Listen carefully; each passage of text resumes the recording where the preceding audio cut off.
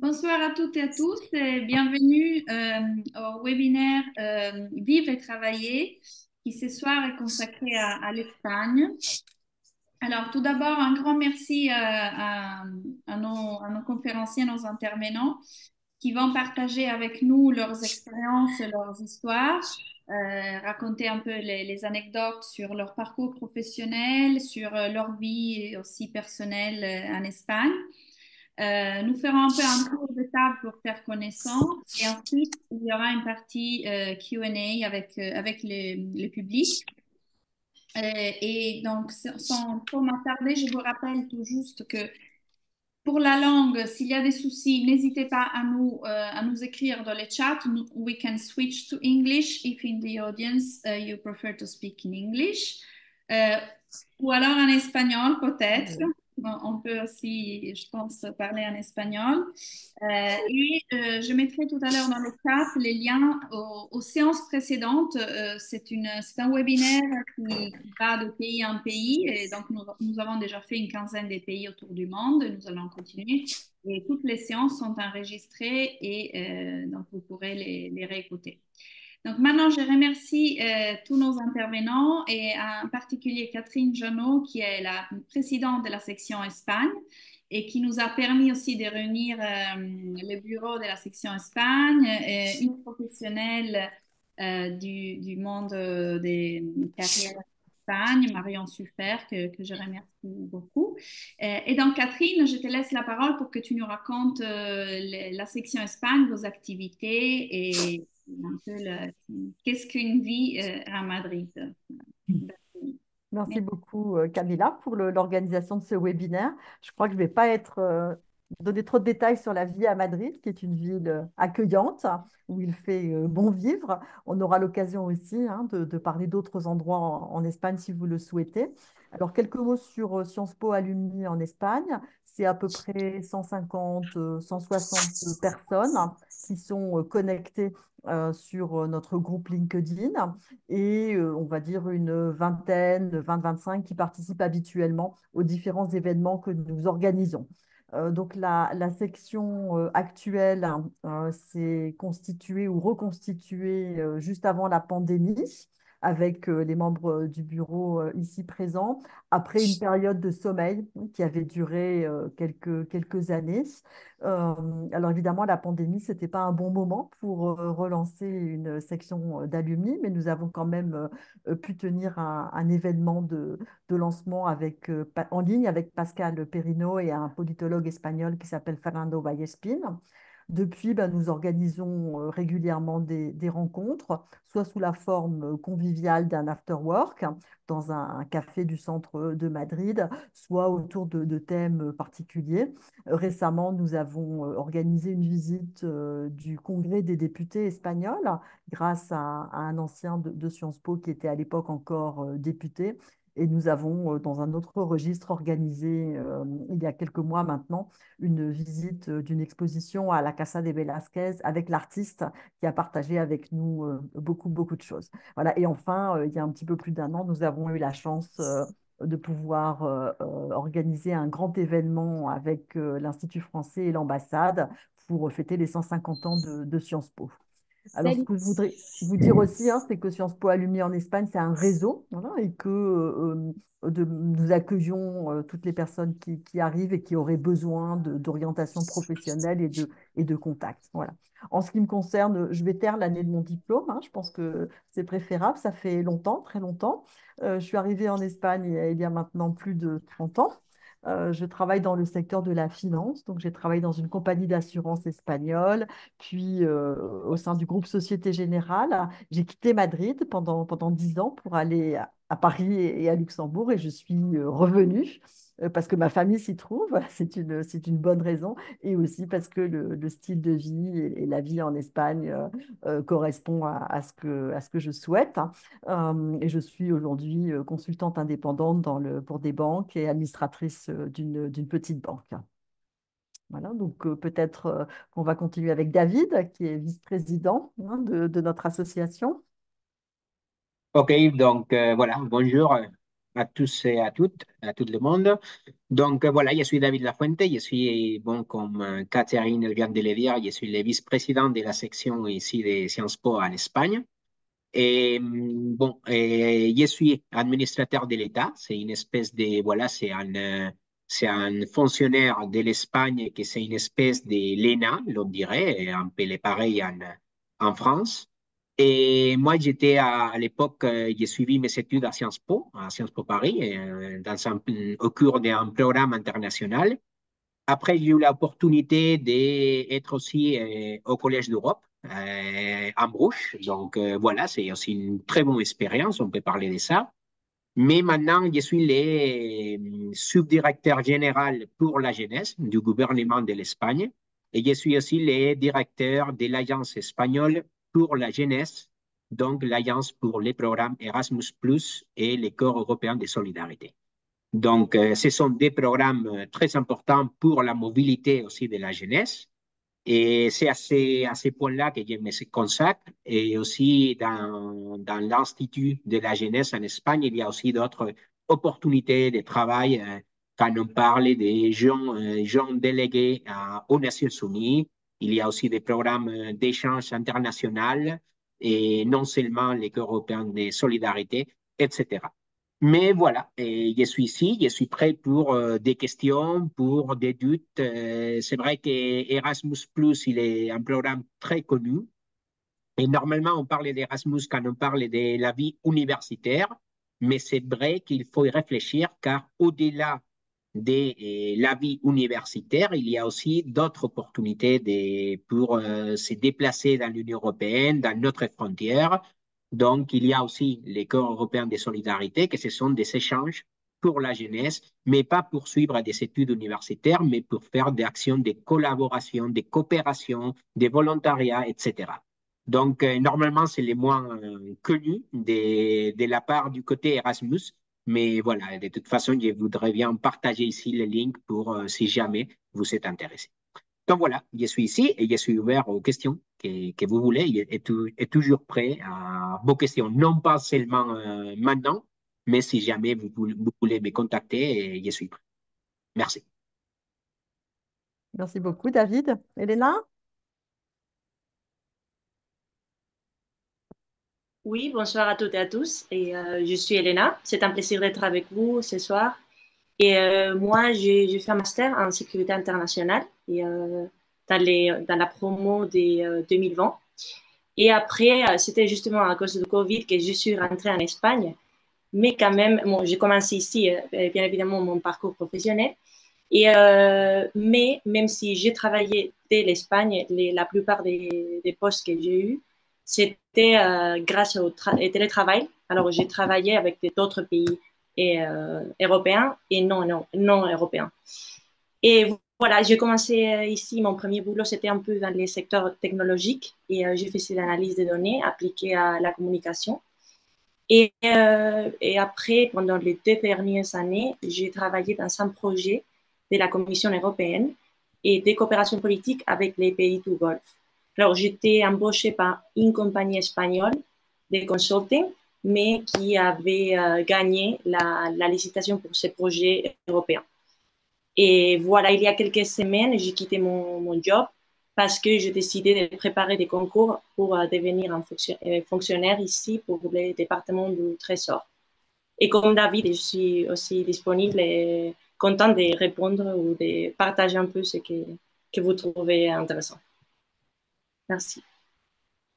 Super, merci beaucoup, Elena. Aude, et puis on finira ensuite avec Marion, peut-être. Bonsoir. Pardon. Je suis aussi ravie d'être avec vous ce soir. En ce qui me concerne, mon parcours était initialement orienté vers l'Allemagne puisque j'ai fait le double diplôme franco-allemand entre Sciences Po Paris et l'Université libre de Berlin. Et donc, j'ai aussi commencé ma trajectoire professionnelle à Berlin, dans le secteur pharmaceutique, puisque aussi bien à Sciences Po comme à Berlin, je me suis spécialisée sur les métiers de la santé et le droit social en général. Euh, Ceci dit, j'avais toujours dans l'idée de passer les concours à l'époque de l'École nationale de la santé publique, qui est aujourd'hui l'École des hautes études en santé publique, pour être directrice d'établissement sanitaire et social, concours que j'ai obtenu. Et donc, en France, j'ai commencé ma carrière comme directrice d'hôpital. Les aléas de la vie personnelle font que finalement, ma vie s'est tournée vers l'Espagne, puisque mon mari est espagnol. Et donc, en étant fonctionnaire en France et mon mari en étant aussi fonctionnaire en Espagne, puisque comme David, il est administrateur d'État ici, finalement, le système français était plus favorable pour une demande de disponibilité. Et donc, je me suis tournée vers l'Espagne. La transition, je l'ai gérée de cette manière. Tout d'abord, j'ai participé à un programme d'échange avec la Fédération hospitalière internationale, enfin européenne, pardon, dans le cadre du programme HOPE. Et donc, j'ai participé à un échange hospitalier.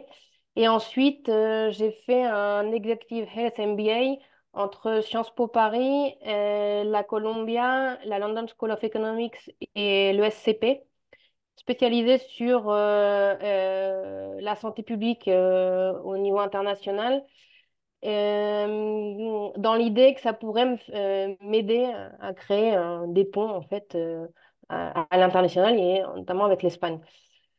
Dans les faits, ça a été un peu plus compliqué que cela. Je pense que c'est quelque chose à prendre en compte quand on est fonctionnaire dans un autre un pays et qu'on souhaite s'implanter dans un nouveau pays.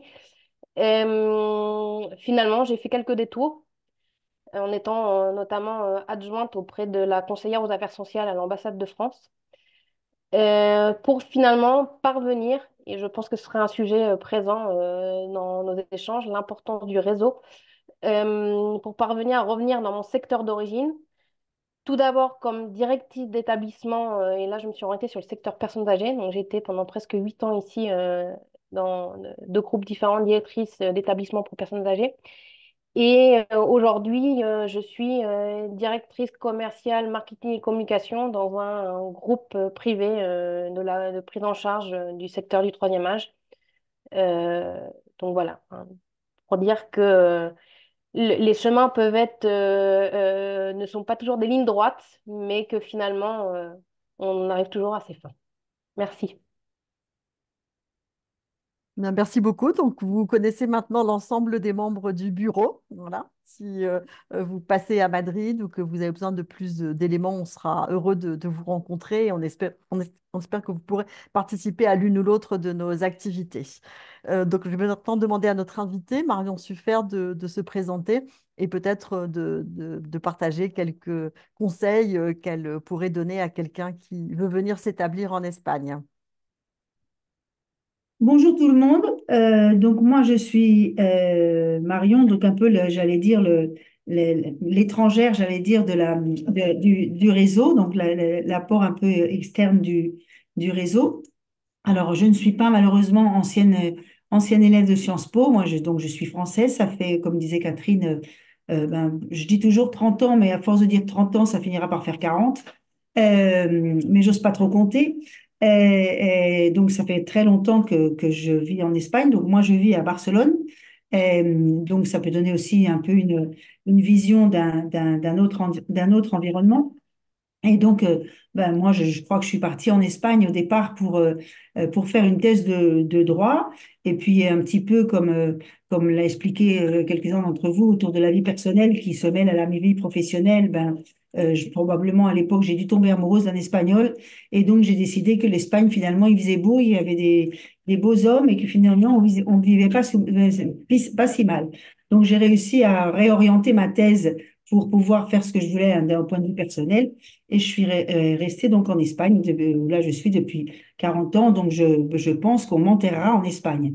Et donc pour le faire court, alors moi je suis associée d'une boîte de conseil qui est spécialisée dans la gestion des talents et j'allais dire on fait de la haut placement, c'est-à-dire c'est de gestion de ressources humaines et dans lequel on importe un certain nombre d'outils de différents pays, évidemment de la France. Donc on travaille avec beaucoup d'experts français autour des problématiques du travail. Et entre autres, on aide des gens qui souhaitent faire un bilan de compétences ou qui ont un certain nombre de doutes dans leur vie professionnelle.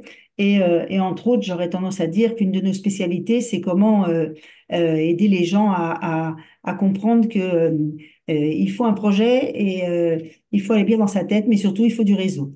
Et alors, j'allais dire en Espagne, et je commencerai un petit peu par ça, tous les personnes ou les cadres, ou même pas les cadres d'ailleurs, qui viennent en Espagne et ensuite cherchent du travail en Espagne et ensuite reviennent en France, je dis toujours qu'ils apprennent en Espagne le réseau et qu'ils ont beaucoup plus de facilité ensuite en France parce qu'ils apprennent un truc que finalement les Français savent moins bien.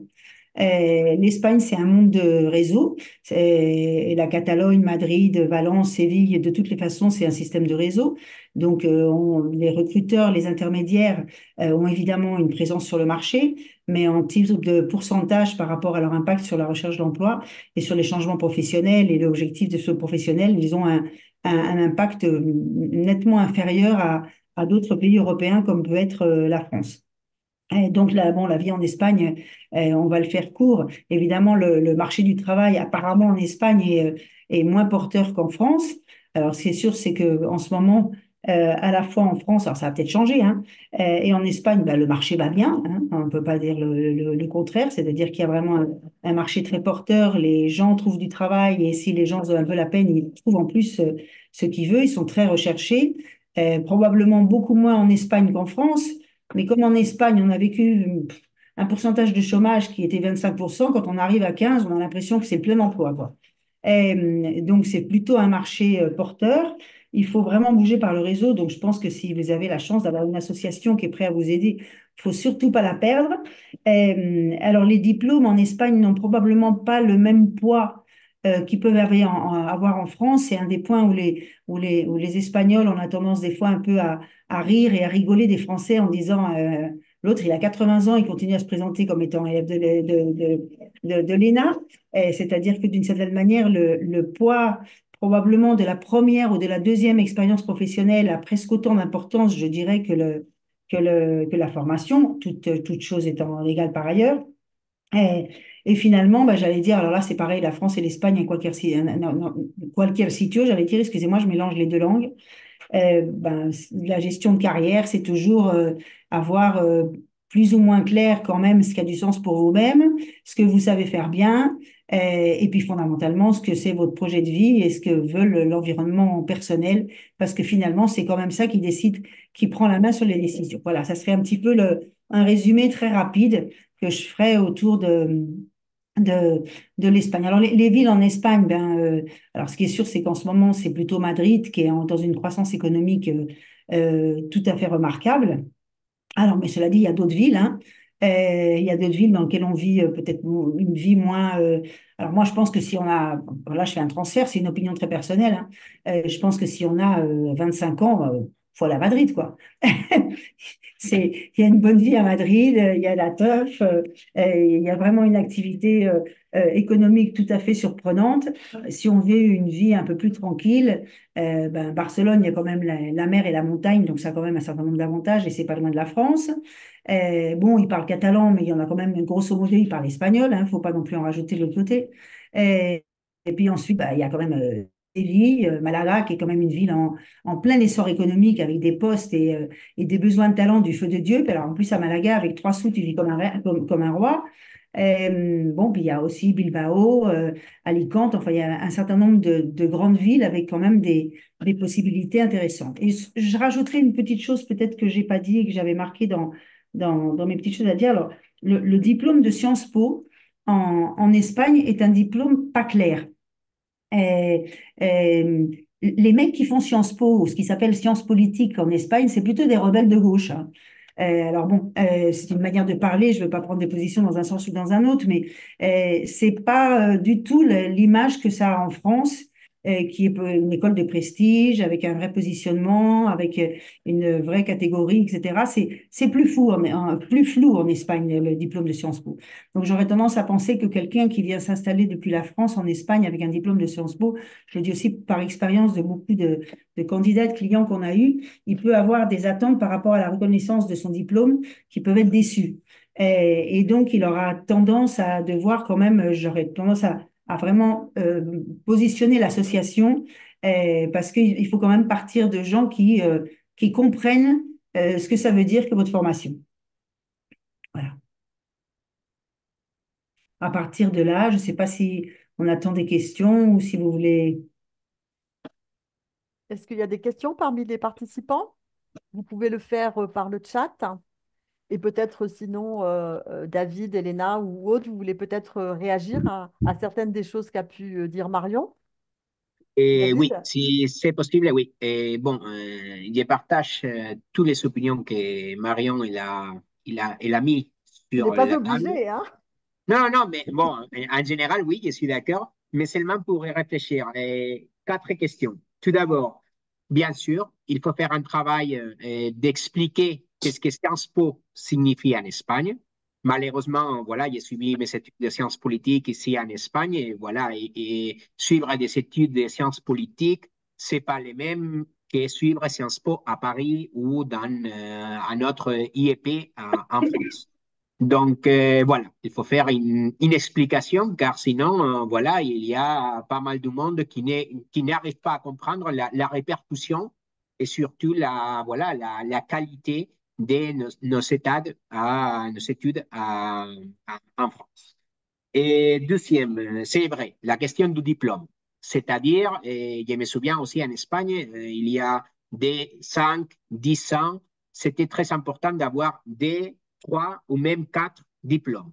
Aujourd'hui, je trouve que la situation, surtout de tous ces rapports qu'on est en train de suivre dans l'Institut de la jeunesse ici en Espagne, ça se voit de plus en plus que c'est important d'avoir un diplôme, mais c'est peut-être même plus important d'avoir des expériences, des volontariats ou même d'avoir des expériences en tant que travailleur en faisant peu importe la question, mais avoir si l'étudiant, si la jeunesse a quelque chose de plus qu'un ou deux ou trois diplômes. Après, la question réseau, troisième idée. Bien sûr, Mariam, c'est très important. Moi, ici en Espagne, voilà, je suis le vice-président de la section de Sciences Po, mais je suis le président de l'Association d'administrateurs de l'État en Espagne. Je suis le directeur général d'une fondation qui s'occupe de la formation aussi de tous ces étudiants qui vont devenir dans l'avenir hauts fonctionnaires de l'État, peu importe si diplomates, si inspecteurs des finances, etc. Donc, c'est une fondation aussi publique pour les travail. Je reçois aucune rémunération en faisant ce travail, mais c'est vrai que l'Espagne, c'est un pays de réseaux. Je suis dans les conseils de gouvernement du Collège national des sciences politiques, etc. Donc, c'est vrai que les réseaux, c'est très important. Et par rapport à ça, je voudrais tout simplement partager une expérience, que c'est la quatrième remarque que je voudrais faire, c'est de dire LinkedIn, finalement, ça sert aussi comme un outil de travail. C'est-à-dire, je me souviens à l'époque, bon, je suis fonctionnaire, je n'ai pas besoin d'avoir un travail au privé, mais je me souviens qu'il y a 6 ans, une fois que j'ai passé le concours et j'étais devenu fonctionnaire, et il m'était arrivé des choses que, au début, j'ai pensé qu'elles n'allaient jamais arriver chez moi. Tout d'abord, qu'une entreprise prend mon CV par LinkedIn. Donc, il y a voilà, une entreprise très importante en Espagne qui a pris contact avec moi par LinkedIn. Et deuxième question, elle m'a posé la question de me dire combien est-ce que tu veux gagner chez nous. Et je me suis dit, voilà. Mais voilà, et voilà, je suis fonctionnaire, donc finalement, je reste en tant que fonctionnaire à l'État espagnol. Mais c'est vrai que les réseaux, c'est très important, que les LinkedIn, c'est très important. Et je dirais même que les réseaux de ces genres d'associations comme celle-ci de Sciences Po, c'est très important aussi pour faire connaissance et pour connaître quels sont tes besoins et finalement trouver un lien entre besoins et désirs des citoyens et entreprises. Donc, tout à fait d'accord avec vos réflexions, Marion. Merci. Moi, je veux pas être trop long non plus, hein, mais je partage ce que dit Marion. Je mettrai l'accent d'abord sur l'humilité dont on doit faire preuve quand on veut travailler ici en Espagne. Moi, j'étais à Henri IV en prépa, j'ai fait Sciences Po Paris et j'ai eu un concours d'une grande école. Ici, ça vaut rien. Enfin, ça vaut rien dans le sens où je n'ai pas démontré qui j'étais. Sur le papier, voilà. Hum, Ça n'apporte pas grand-chose. l'expérience est fondamentale et je lie l'expérience avec le réseau. Au final, euh, David faisait référence à LinkedIn. Je pense que LinkedIn a un rôle ici en Espagne qu'il n'a pas en France. C'est extrêmement commun, effectivement, de réseauter, de rentrer en contact avec les gens qu'on a pu rencontrer dans n'importe quelle convention, dans n'importe quelle réunion, etc., d'entretenir ces relations. De la même manière qu'une fois qu'on travaille, l'aspect relation clientèle est essentiel parce qu'en plus, il y a une attitude en Espagne qui est que très facilement, si on n'est pas satisfait de quelque chose, on n'hésite pas à changer, on n'hésite pas à fermer une porte, on n'hésite pas à passer à autre chose, ce qui n'est pas du tout la mentalité française. Donc, humilité, réseau et savoir mettre en avant ses expériences. On ressort toujours quelque chose de positif de n'importe quelle expérience. Je vois qu'il y a déjà beaucoup de questions dans le chat, donc je ne veux pas non plus insister, mais quelqu'un posait la question de mais en quoi le réseau est différent entre la France et l'Espagne? Je pense qu'il y a un travail de terrain déjà. En France, on gère beaucoup de choses à distance, on gère beaucoup de choses sans approfondir, alors qu'ici, le contact avec les personnes est fondamental. Euh, Travailler sur le terrain, se rapprocher des gens, ne pas hésiter à essayer de rentrer en contact avec les gens pour se présenter ou demander de l'aide ou quoi que ce soit, c'est fondamental. Et moi, je le vois là sur le poste que je suis en train d'occuper aujourd'hui, hein. Moi, j'ai été chassée pour ce poste-là. Euh, Alors que quand j'ai commencé à travailler ici en Espagne, un peu l'effet inverse, hein, on peut être assez sûr de soi quand on est en France avec tous ces beaux diplômes, etc. Et j'avais perdu totalement confiance en moi parce que je ne comprenais pas les mécanismes et le langage des Espagnols au moment de rentrer sur le marché du travail. L'importance de l'écoute et de savoir aussi demander de l'aide et de savoir se faire aider est fondamentale. Voilà, je vais en rester là parce qu'il y a beaucoup de choses dans le chat et de divers types, depuis les salaires sur les contrats en passant par tout un tas d'autres choses. Là, il y a une question hein, qui est le réseau, en quoi est-ce différent? Hein, donc, je souscris hein, à tout ce qui a été dit, mais je voudrais insister aussi au fait que certains réseaux qui ont peut-être perdu un petit peu de leur poids en France sont très présents en Espagne, des réseaux familiaux déjà. Hein. On sollicite extrêmement facilement les amis de ses parents et les membres de la famille hein, d'une manière générale. Et puis aussi des réseaux qui sont peut-être antérieurs à l'université, le fait d'être allé dans le même type de collège. Hein. Donc avec notre association et d'autres, hein, ce qu'on propose, c'est de compenser un petit peu ce type de réseau que forcément on n'a pas hein, quand on est né et on a grandi dans un autre pays. Alors, on a d'autres questions. Faut-il parler espagnol? Est-ce que quelqu'un veut réagir à ça? Je peux, si vous voulez, je peux réagir parce que dans les trois boulots où j'ai bossé, il y avait des personnes qui ne parlaient pas l'espagnol. Je crois que c'est vrai que, évidemment, c'est beaucoup mieux, mais c'est pas obligatoire.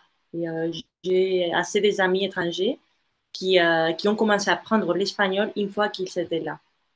Donc, voilà. Mais évidemment, ça dépend du travail aussi, de l'entreprise et voilà. Je crois que si on ne parle pas l'espagnol, on cible de manière différente sa recherche d'emploi. Hein. On va aller plutôt vers des entreprises internationales. Il y en a hein, qui ont des centres de services partagés en Espagne, dans lesquels la langue de travail habituelle n'est pas l'espagnol, mais l'anglais. Par contre, si on veut travailler dans des entreprises au contact hein, de clients en Espagne, parler l'espagnol est indispensable. Et en tout cas, comme le dit Elena, je pense que il faut être prêt à l'apprendre. Oui, Alors, surtout avec oui, avec le télétravail, je crois il y a eu une monte de personnes étrangères qui sont venues ici en Espagne. Ils ont trouvé, oui, des postes, notamment dans des compagnies internationales. Et voilà, et c'était une opportunité aussi pour venir ici, apprendre l'espagnol et après peut-être et avoir plus d'opportunités dans d'autres types d'entreprises. Avant de revenir sur le salaire, il y a pas mal de questions sur les salaires et sur les conditions sociales comparées entre la France et l'Espagne, mais j'avais un tout petit peu envie de revenir sur le réseau, juste une toute petite seconde, peut-être à l'envers. C'est-à-dire qu'au lieu de parler d'en quoi le réseau est différent en Espagne qu'en France, c'est-à-dire, comme disait très bien Catherine, j'allais dire les réseaux personnels, et c'est connu qu'en Espagne, enfin les deux, je pense qu'en France, ça serait la même chose d'ailleurs, hein.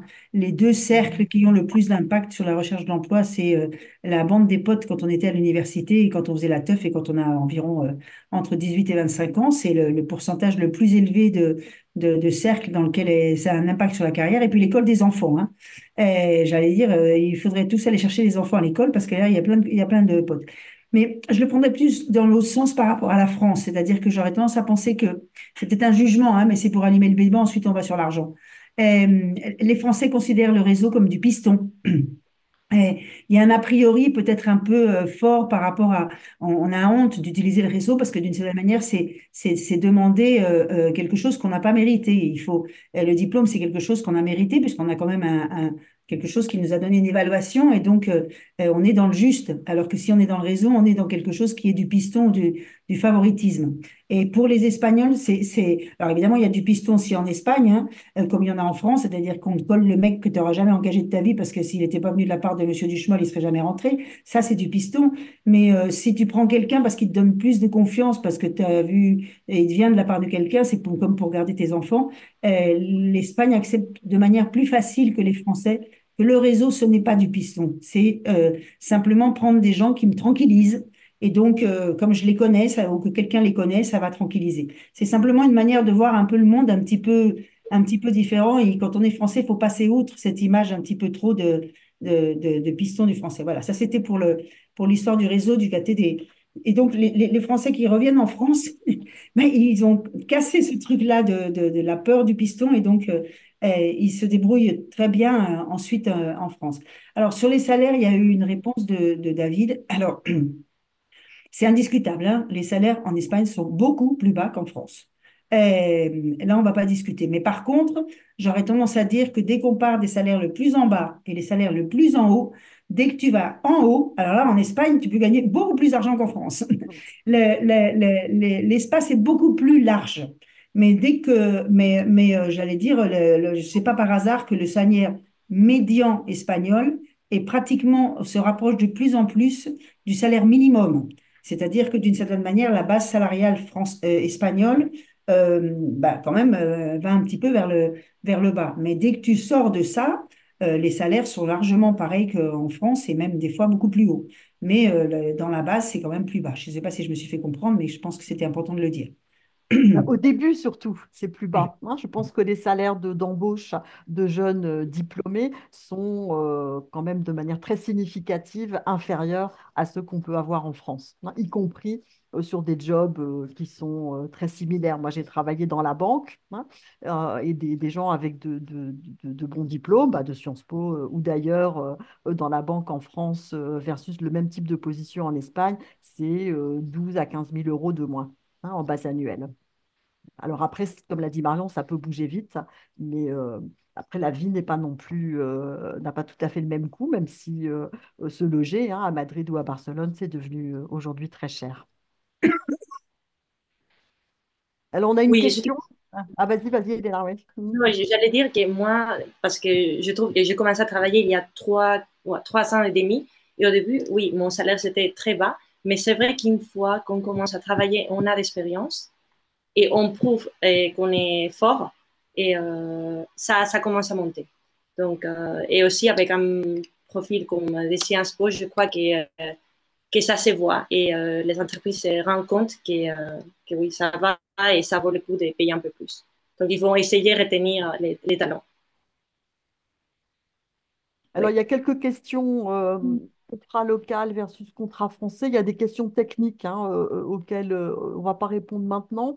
Peut-être sur les grandes différences. En Espagne, on cotise tant l'employeur que le salarié beaucoup moins, hein, à la sécurité sociale que ce n'est le cas en France, hein. Ouais. C'est de plus, donc le pourcentage est moindre et c'est de plus plafonné. Quand on gagne, je pense que le plafond il est aujourd'hui autour de 38 000 euros. Donc, tout ce qu'on gagne en plus n'est pas soumis à cotisation sociale.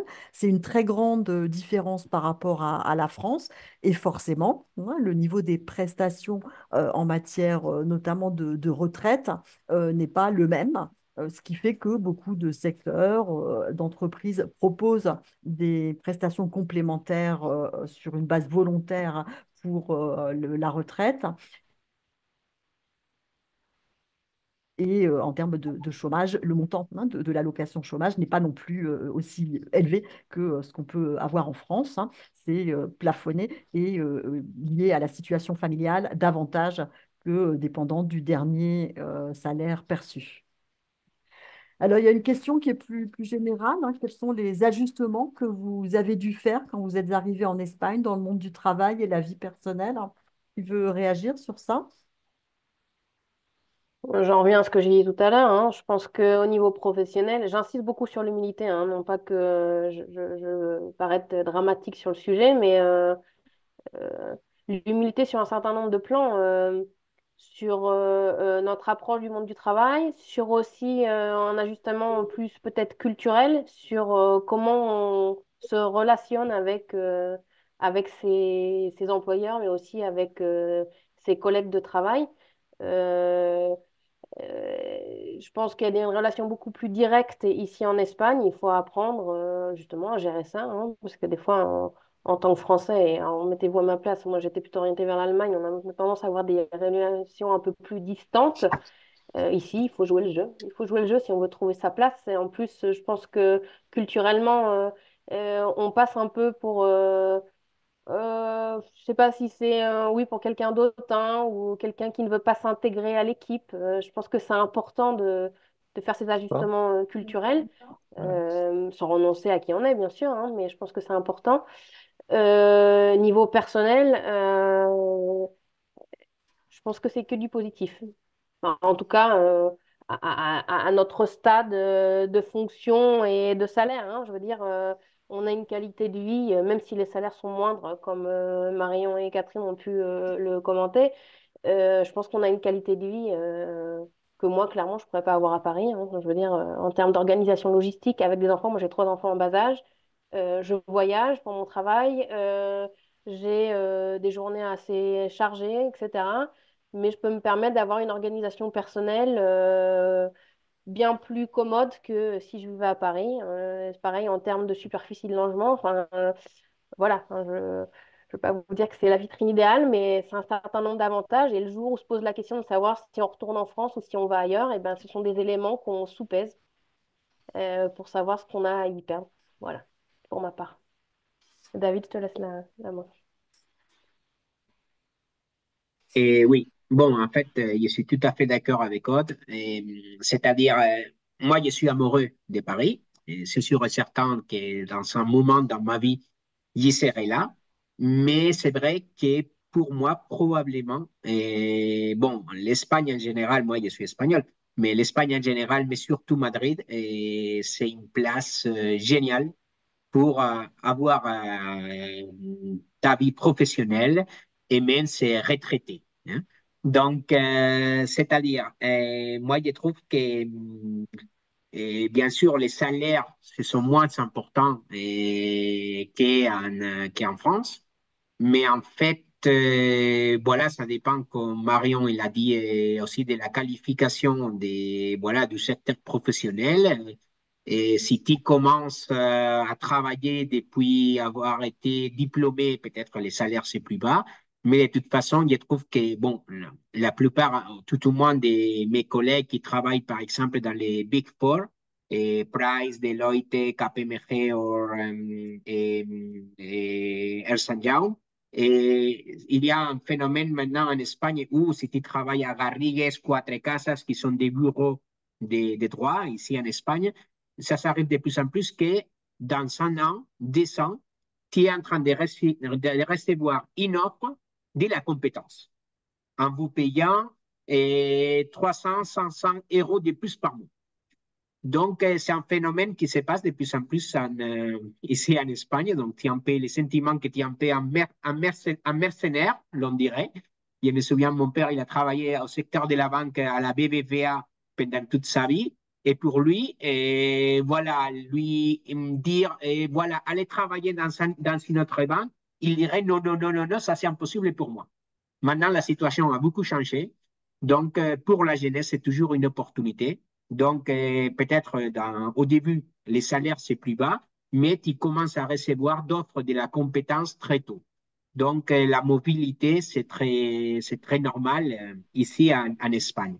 Et en parlant de la vie, c'est vrai que voilà, et voilà, les salaires peut-être c'est plus faible, mais voilà, la vie à Madrid, c'est exceptionnel. Moi, j'adore, comme je viens de vous dire, Paris, mais l'hiver, c'est dur, hein, quand même, les mois de janvier, février, Mm. etc. Mm. Maintenant, ici, nous sommes au début février, et bon, c'est vrai que c'est un peu étrange maintenant, c'est un peu bizarre, mais c'est vrai qu'il il paraît que nous sommes déjà au printemps.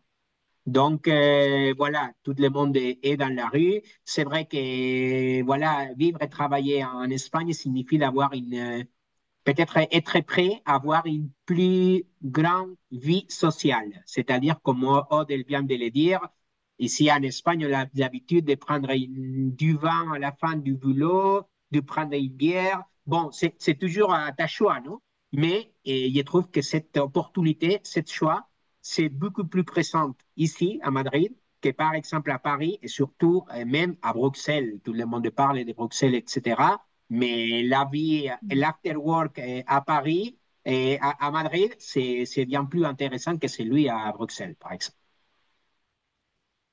Oui, si je peux ajouter une chose, parce que David a mentionné la boîte de consulting, et il y a aussi les consulting stratégiques comme Boston Consulting Group ou McKinsey.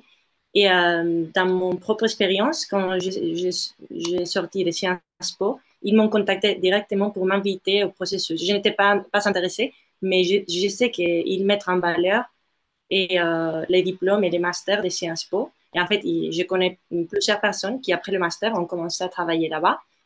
Et les salaires sont beaucoup plus hauts que dans d'autres boîtes. Mais par contre, normalement, ils travaillent beaucoup d'heures. Beaucoup, beaucoup d'heures.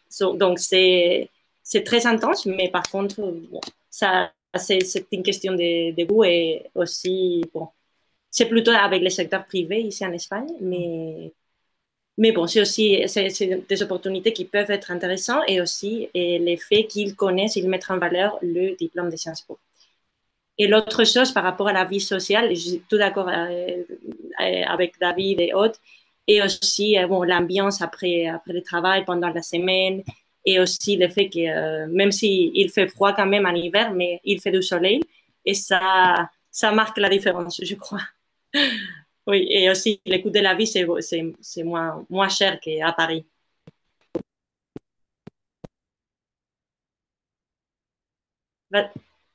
Vas-y, David. On t'entend pas. Et oui, et bon, il y a une question qui vient de mettre, de poser Blanche au chat, qui elle dit si nous conseillons de refaire un master en Espagne.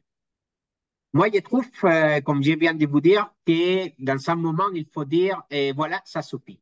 C'est-à-dire, voilà, j'ai suivi les études ici en Espagne, finalement Paris, et les masters au Collège d'Europe, qui est aussi très intéressant, surtout si vous savez l'idée d'une expérience internationale. Après les masters au Collège d'Europe, j'ai suivi aussi un programme à Harvard, aux États-Unis. Mais finalement, j'ai été admis pour un master c'était voilà, c'était la première reprise qu'on était en train de le faire, qui était entre la London School of Economics et Sciences Po.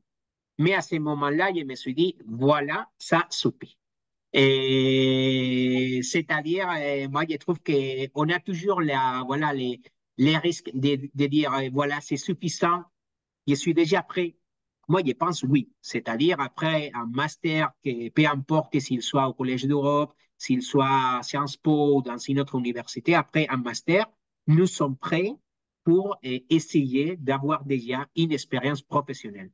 Et surtout, il ne faut pas jamais oublier que pendant qu'on est en train de suivre notre travail, on a toujours la possibilité d'approfondir dans notre état d'étude. C'est-à-dire de plus en plus normal d'être dans un travail et avoir l'opportunité de manière parallèle de suivre aussi un master ou d'approfondir les études. Donc, allez-y, c'est bien d'avoir un master, mais avoir une collection de 4, 5 ou 6 masters, je pense qu'il n'est pas nécessaire. Alors, j'aimerais bien rebondir là-dessus parce que c'est un sujet ça fait partie de mes militances, alors j'ai du mal à parvenir là-dessus.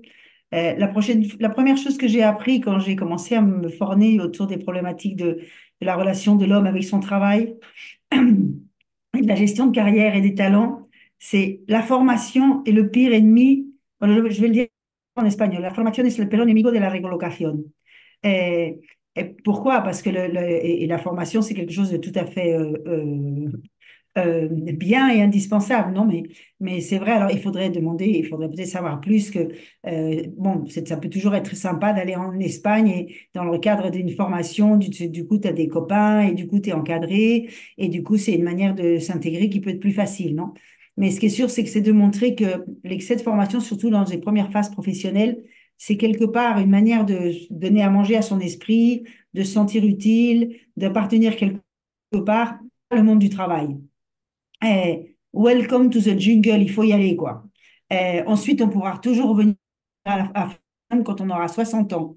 Mais il y a un moment où il faut y aller, où la formation est d'une certaine manière un frein à main tout à fait légitime de la peur de la jungle, ce qui finalement a beaucoup de sens. Et la deuxième chose que j'aurais tendance à dire, c'est que on peut avoir tendance, alors ça serait peut-être plus pour des Espagnols que pour des Français. La première expérience n'est pas si importante. La première expérience, elle permet de découvrir le monde du travail. Par contre, là où les choses se jouent, c'est très souvent dans la deuxième. Et si on regarde tous notre vie, là, la première, ça permet de voir un peu comment ça se passe, mais là où d'une certaine manière, on pêche un coup, là, c'est sur la deuxième. Donc, d'une certaine manière, pour qu'il y ait une deuxième, il faut qu'il y en ait une première. Donc, voilà, c'est un petit peu mon conseil. Et alors ensuite, sur la petite question qu'il y a de l'étudiante espagnole du Master International Security qui demande, j'ai pas de la moindre idée de vers quelle entreprise me diriger. Je suis bien sûre que si elle parle avec deux, trois personnes qui connaissent le monde espagnol, elle n'aura pas besoin de chercher beaucoup. Il suffit de poser exactement la question qu'elle a posée là. Je n'ai aucune idée de vers quelle entreprise me diriger, c'est-à-dire quelles entreprises existent en Espagne qui font des choses autour de la sécurité. Alors là, j'imagine qu'on ouvre un volet qui peut faire une conférence de 5 heures. Parce que la sécurité, c'est tellement grand, tellement vaste, c'est tellement à la mode que c'est un monde. Mais j'allais dire, là, il faut y aller sur le réseau, quoi. C'est clair il y a un target, master d'international sécurité, je veux aller sur la sécurité. Bienvenue sur la planète de la sécurité. Il faut y aller sur le réseau et poser cette question-là de manière individuelle à plein de gens. On a une question sur le Oui, en fait, télétravail. Ah, vas-y, Alia. Oui. non, j'allais dire que j'ai répondu à cette question directement en privé à la personne qui a demandé.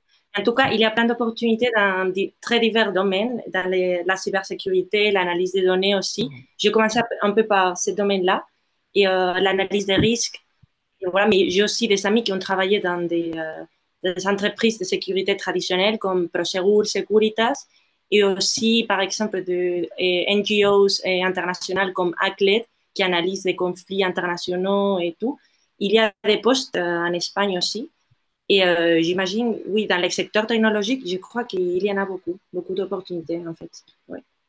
Mais en tout cas, je suis disponible si, parce que j'ai fait des masters en sécurité internationale et je connais des personnes aussi qui ont fait le même master et qui sont ici en Espagne. Je peux donner un peu, avec un peu plus de détails, les différentes opportunités qu'il y en a.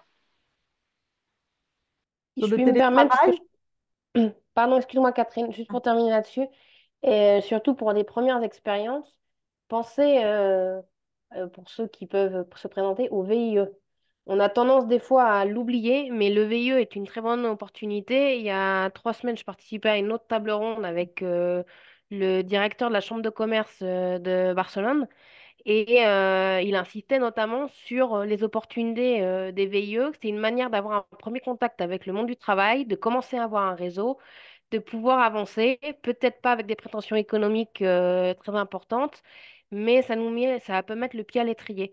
Donc, je vous recommande, hein, les chambres de commerce, que ce soit Madrid ou Barcelone, généralement aussi peuvent avoir des offres, de se rapprocher de ces entités-là, si effectivement ça peut être une manière de rentrer en contact avec le marché du travail, une manière un peu plus douce sans avoir le sentiment de l'échec et de chercher à tout prix un poste de travail. Et Pardon. alors, Et sur le télétravail, contrairement à ce oui, que beaucoup de gens pensent, hein, pour avoir un VIE, il n'est pas nécessaire d'être français. non. Être européen, est largement suffisant. Donc, on peut avoir un VIE en Espagne quand on est espagnol. Le télétravail, Le télétravail, alors moi je travaille dans une entreprise privée, hein. Je dirais que c'est assez aléatoire d'une entreprise à une autre. Certaines ont des règles très strictes où effectivement ils ont remis le travail en présentiel à 100%. D'autres, et c'est le cas de mon entreprise, hein, où ce qui prime, c'est la responsabilité de chacun et où mon entreprise est flexible, hein, ne marque pas un nombre de jours concret de télétravail, ce qui permet de s'organiser au quotidien. Ça dépendra vraiment du secteur, ça dépendra vraiment de la mentalité aussi de l'équipe qui dirige le groupe pour pouvoir concilier en fait vie professionnelle et vie personnelle, puisque je pense que c'est un des gros apprentissages du Covid aussi en Espagne, hein, c'est que on a été énormément en télétravail pendant 2 ans et que finalement un certain nombre d'entrepreneurs ont vu que ça pouvait fonctionner ou que même on décuplait nos forces en pouvant concilier télétravail et travail en présentiel. David, je te laisse la parole. Oui, et c'est pour dire que je suis tout à fait d'accord avec Aude, c'est-à-dire les télétravail, ça dépend beaucoup ici en Espagne des entreprises. Et par rapport au secteur public, je peux vous dire que, par exemple, voilà, depuis, comme tu viens de le dire, depuis la Covid, tout a complètement changé. Et le télétravail était prévu en avance, la Covid, mais personne n'y prenait attention à la possibilité de télétravailler. Mais maintenant, c'est une réalité. Et au secteur public, c'est soit 3 jours par semaine de télétravail. Ça continue dans la plupart du secteur public. Et au privé, ça dépend beaucoup des entreprises. Mais de toute façon, tu veux dire que voilà, le télétravail est arrivé en Espagne finalement, et il est arrivé pour y rester. Donc voilà, finalement, on verra s'il s'agit d'un des jours. Et par rapport à la distance, par exemple, si tu es fonctionnaire public, tu as l'obligation d'être dans les mêmes régions. C'est-à-dire qu'il ne peut pas travailler vivre à Madrid, avoir le travail à Madrid et télétravailler depuis les Canaries. C'est pas possible pour le moment. Mais voilà, tout va s'arrêter peut-être dans l'avenir. Oui. Oui, de mon expérience aussi, j'ai commencé à travailler avec les télétravail 100%. Et dans mon dernier boulot, en fait, j'ai commencé à télétravailler. Après, je devais aller 5 mois, 5 jours par mois. Mais il y avait des spécifications de rester dans la même maison. On pouvait avoir des lieux de travail, mais que deux. Et il y a aussi des applications qui check la géolocalisation. Alors, oui, ça dépend de l'entreprise, évidemment, mais oui, comme exemple, ça pourrait vous aider. Et je peux vous dire que surtout, par exemple, au secteur public, c'est une opportunité énorme. C'est-à-dire, voilà, il peut être clair maintenant, par exemple, voilà, on avait la connexion aujourd'hui à cette heure. Normalement, il devait y avoir une autre connexion du travail de 6 heures jusqu'à 7 heures. Donc, dans ce moment-là, je me suis dit, c'est pas possible car si je suis dans mon bureau jusqu'à 8 heures, j'arriverai chez moi vers 9 heures. Donc, c'est pas possible. Mais dans ces moments-là, aujourd'hui, je me suis dit, voilà, je voudrais bien prendre les repas voilà, au bureau et finalement, je suis chez moi depuis 4 heures. Donc, voilà, c'est bien. Il y a 5 ans, ça a été complètement impossible pour un fonctionnaire public. Et maintenant, ça devient de plus en plus normal au sein d'un fonctionnaire public. Et je trouve aussi, si ton patron, si ton chef, il est raisonnable aussi dans les secteurs privés. Mais ça dépend beaucoup voilà, des différentes réalités au privé.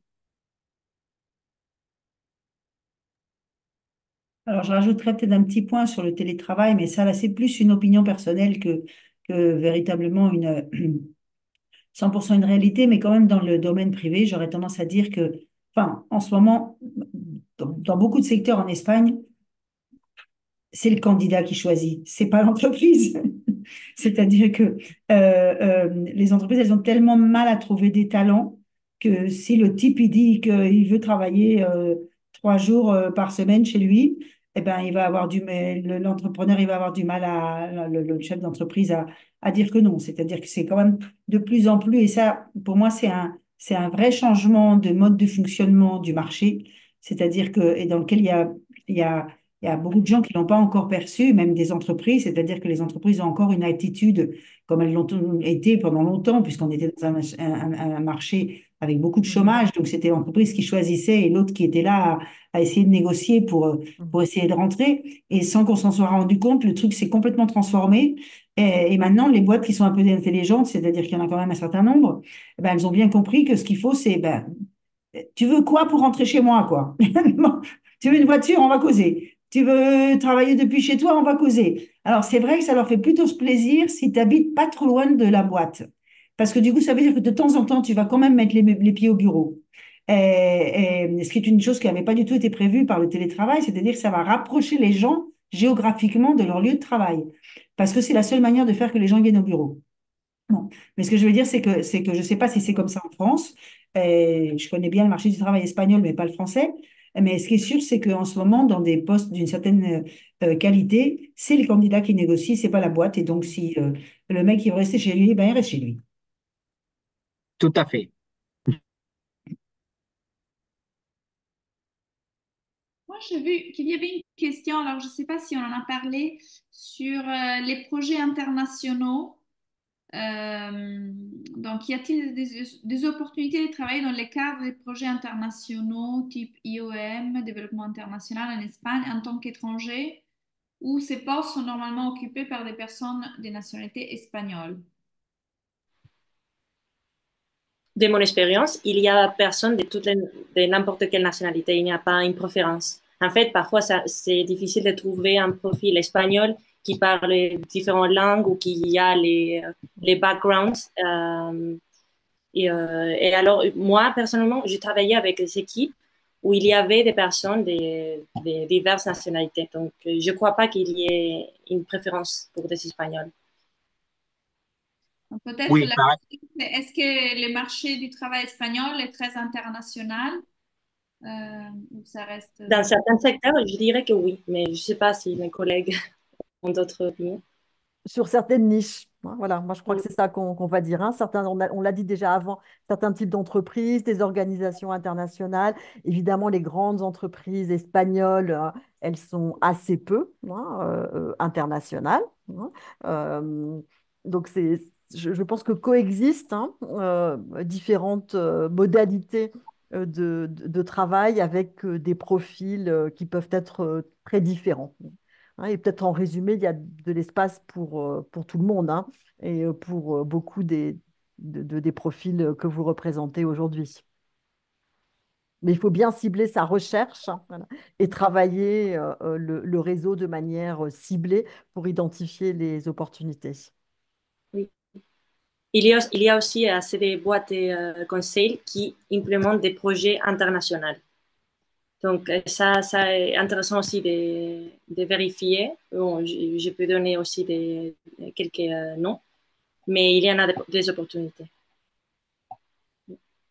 Alors, j'aurais voulu revenir une toute petite seconde sur un commentaire qu'a fait Aude et que je partage considérablement, je pense que c'est important. C'est sur, j'allais dire, pour les Espagnols, alors pas généraliser, hein, mais le péché des Français, et j'allais dire, et le péché des Espagnols. Ben. Pour les Espagnols, les Français, et probablement ils ont un peu raison, nous sommes très prepotentes, comme on dit en Très français. sûr de nous, trop sûr de nous. Ouais, Un peu de notre personne. voilà, un peu Hein. présomptueux, on pourrait dire. Voilà. Je pense que le mot correct, c'est que les Français sont présomptueux. En tout cas, ils se croient plus malins que les autres. C'est un peu l'image que les Espagnols ont des Français, qui n'est pas une image fausse. Et je dis toujours, le péché des Espagnols, c'est l'envie. C'est un autre péché. On n'a pas exactement le même péché. Il faut gérer avec les deux choses. Les Espagnols sont plus envieux, mais il faut dire qu'ils ont été plus pauvres et qu'ils sont plus pauvres. Et les Français, ben, ils se croient plus malins, peut-être parce qu'ils le sont aussi, mais en tout cas, ils réfléchissent plus. Ils aiment bien dire qu'ils réfléchissent. Voilà. Autre chose, c'est savoir s'ils réfléchissent, mais ils disent qu'ils réfléchissent. Donc, je pense que ce commentaire qu'a fait Aude sur peut-être un effort d'humilité à faire est important. Et conséquence de ça, je pense que, en revenant sur ce que disait Catherine, c'est que les grandes entreprises espagnoles sont peut-être beaucoup moins internationales et ont peut-être beaucoup moins des profils internationaux. Mais par contre, c'est très valorisant pour une entreprise espagnole d'engager un étranger. Donc, c'est un avantage qu'on a. Ça fait chic d'engager un Français, ça fait chic d'engager un Américain. C'est un petit peu de la gloire internationale de ces gens-là. Les Espagnols ont aussi un autre péché, c'est qu'ils sont peut-être trop humbles. Ils ont un espèce de péché de culpabilité, d'infériorité. Donc, le mec qui vient d'ailleurs, d'une certaine manière, il est prestigieux. Bon, c'est de la psychologie sociale à trois sous, mais enfin bon, ça peut toujours servir. Il y a un aspect, pardon, je me parlais, dont on n'a pas du tout parlé, surtout sur certains secteurs, l'importance du régionalisme. Je pense que pour travailler ici en Espagne, il y a une autre approche du terrain de travail. Moi, je le vois hein, dans mon secteur. Donc, on a des établissements dans 9 communautés autonomes, hein, dans 9 régions ici en Espagne. L'approche du travail n'est pas du tout la même d'une région à une autre, parce que déjà, il va y avoir un cadre légal qui peut être différent d'une région à une autre. Il y a des nuances culturelles différentes, hein, d'une région à une autre. Ça fait à la fois la richesse du travail ici, parce que constamment, on est dans l'apprentissage, dans l'adaptation, dans la découverte. En ce sens, l'Espagne est un pays extrêmement riche, hein. Des fois aussi, on s'arrache les cheveux parce que pour mettre un même projet en place, il faut avoir 17 manières de le faire. Mais je pense que c'est aussi un élément à prendre en compte dans la capacité d'adaptation des uns et des autres. Et on en revient à l'importance du terrain, l'importance du réseau, l'importance d'être proche des gens, l'importance d'aller vers les autres. Pour mon expérience, hein, tant en France qu'en Allemagne, c'est pas forcément quelque chose dont moi j'avais l'habitude hein, à l'époque. Et finalement, ça demande une ouverture importante, l'envie d'apprendre, l'envie de connaître, l'envie d'analyser. Et je pense qu'en soi, c'est une très grande richesse pour travailler ici. Euh, Quelqu'un pose la question sur y a-t-il le moyen de travailler dans les relations affaires, le secteur des relations et affaires européennes, en dehors des agences? C'est comme tout, hein, ça dépendra du secteur, ça dépendra du type de poste, etc. Je pense que aujourd'hui, même s'il y a énormément d'entreprises espagnoles qui restent centrées sur l'Espagne, aujourd'hui, il y a plein de ponts qui se font avec un pays ou un autre, hein. Je veux dire, il y a toujours le moyen de connecter dans le secteur privé avec une autre zone de la planète. Si on parle plus de secteur public en tant que tel ou de projets internationaux, etc., au niveau des agences, c'est comme toujours, c'est pas propre à l'Espagne, hein. Souvent, il y a peu de place et peu d'élus, mais bon, qui ne tente rien n'a rien, hein. C'est comme toujours. Pardon, David, je te laisse la place. Oui, et bon, tout simplement pour dire que voilà, maintenant je trouve qu'être français, et c'est comme Marion vient de le dire, une valeur ajoutée, c'est-à-dire pour une entreprise, surtout si on parle du secteur légal, comme Aude elle vient d'exprimer, si on parle des Big Four, et si on parle aussi du secteur du lobby, des affaires publiques, etc. Moi, je trouve que pour une entreprise sérieuse, et être français ou y venir, y être, y appartenir à Sciences Po ou dans une autre grande école, c'est une valeur ajoutée. Donc, je trouve que voilà, c'est une position à mettre, voilà, à faire, voilà, à faire attention sur votre capacité et votre formation. Et voilà, et vous venez de parler aussi des agences européennes. Dans ce moment-là, voilà, il y a l'agence des, comment on dit, des briquettes et marques qu'il y a à Alicante, la Oficina de Patentes Des y Marcas, patentes. qui est des patentes. Patentes. Et voilà, il est placé, la siège c'est à Alicante. Et là-bas, il y a une trentaine de personnes qui travaillent là-bas. Et je pense qu'il y a, je viens d'avoir une réunion il y a 2 mois avec eux. Et je pense que d'une trentaine, il y a que des Espagnols, que des personnes qui sont de l'Espagne. Et donc, et voilà, à Madrid, il y a aussi les bureaux des Nations Unies, de l'Organisation mondiale du tourisme, qui est très intéressant, et aussi la plupart des fonctionnaires qui sont là. Et je pense qu'il y a une ou deux personnes qui viennent de l'Espagne, et tout le reste, elles viennent voilà, des autres pays. Donc, c'est toujours une option à considérer. C'est vrai qu'elle est très limitée, car il y a très peu du monde, mais voilà, c'est une question aussi à considérer. Et par exemple, si on parle de la représentation permanente des institutions européennes en Espagne, ici à Madrid, et la siège, c'est en Paseo de la Castellana, la siège de la représentation permanente des institutions européennes.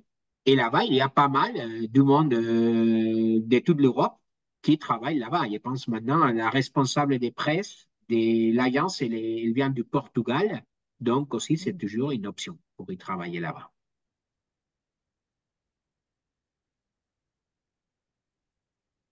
Il y a une question pour travailler dans les mondes de l'œil ou du gaz. Bon, moi, je n'ai pas la connaissance spécifique dans ce secteur-là. Moi, je crois qu'à ces questions particulières sur un secteur d'activité, la meilleure réponse, c'est rejoignez notre groupe des alumni en Espagne et cherchez quelqu'un qui travaille dans ce secteur. Voilà, il y en a forcément et ça vous permettra de recueillir des informations. Oui. Et surtout, Catherine, si tu me permets, je trouve que, par exemple, ici en Espagne, voilà, c'est vrai qu'on n'a pas beaucoup de temps, mais dès qu'on a l'occasion d'avoir les after-work, et ici à Madrid, c'est une activité qui marche génial. Il y a toujours un groupe qui change complètement d'une vingtaine de personnes, des gens qui viennent, des autres qui partent. Et il y a toujours des rapports. Ah, oui, je connais quelqu'un qui travaille dans ce secteur, donc tu peux te mettre en... Donc, c'est toujours voilà, des opportunités très intéressantes et pour nous connaître et pour mettre différents réseaux en contact. Donc, je trouve que c'est une activité toujours intéressante. Merci beaucoup. Je vois qu'on a dépassé largement l'heure, mais c'est vrai que c'est des sujets passionnants.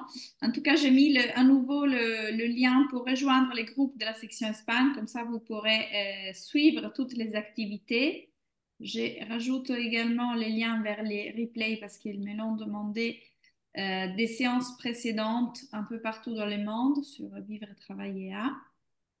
Je ne sais pas si vous avez un dernier commentaire ou une dernière conclusion avant de se saluer, de saluer le public.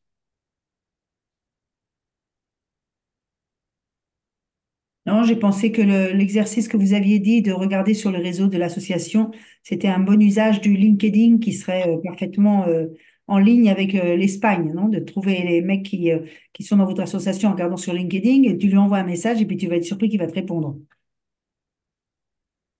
Nous avons aussi un annuaire qui est mis à jour tous les jours et qui fait 90 000 alumni dans le monde. Donc, en effet, c'est ça aussi. Et on peut diviser par secteur, par entreprise, par pays, par ville. Donc, ça aussi, c'est un instrument qui fonctionne très Oui, bien. on a un groupe LinkedIn pour les alumni basés en Espagne aussi, où au-delà de l'actualité de Sciences Po Alumni, on partage aussi sur la communauté des alumni des grandes écoles françaises en Espagne. Donc c'est un petit peu plus large. Voilà.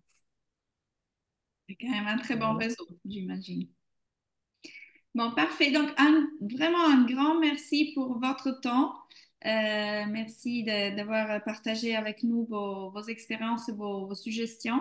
N'hésitez pas à nous contacter si vous avez d'autres questions parmi le public. Merci de l'attention. Et donc, hasta luego. Dommage de ne pas boire un apéro, comme disait David, tous ensemble. Pour la prochaine fois. Exactement. Super, merci beaucoup. Merci. Bonne soirée. Bonne soirée. Merci.